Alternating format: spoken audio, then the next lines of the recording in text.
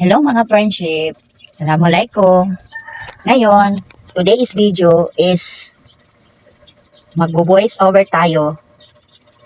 Ngayon, nandito ako sa Bulubundukin. Guys, itutur ko kayo sa bundok na ito kung gaano kaganda ang ating bukid. Guys, konti lang ito guys para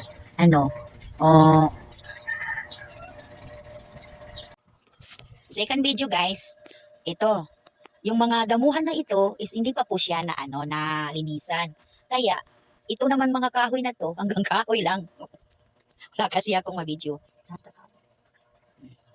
Guys, pasensya na kayo guys kasi first time ko Para makita ninyo voice guys over. ang first Kaya, time kong ito lang ang mag-voice wala akong over. magawa. Guys, Hinihintay ko yung may nahihiya kinukuha ako. kaming namin. Yun ang bahay namin guys, yun. Hindi pa siya natapos, kukunin namin yung Dahil sili sa gustong gusto Kaya ko na hinihintay ko yung makita si ninyo Mister. ang Kaya area na habang hinihintay ito. ko yung kasama ko, nagbibideo ako dito Wala, kasi maganda. wala lang magandang mga araw dito. katao-tao At saka tingnan guys, nyo guys, mga yung langit damuhan napaka- lang at saka Maraming yung ulap na baka liwanag mga masyado ng bahay kalangitan guys.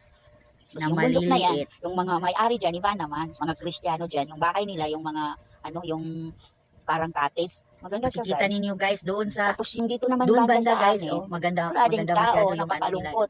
Parang Mataas ang cottage lang.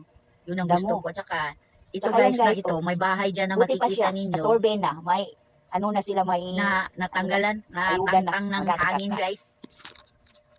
Hindi siya nakasurvive.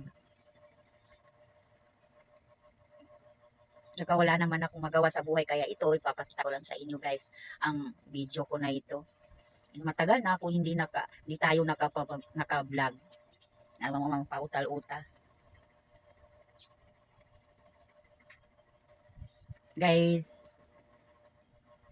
paki-share lang po guys kung magustuhan ninyo, kung hindi naman ninyo magustuhan, kahit like lang, subscribe.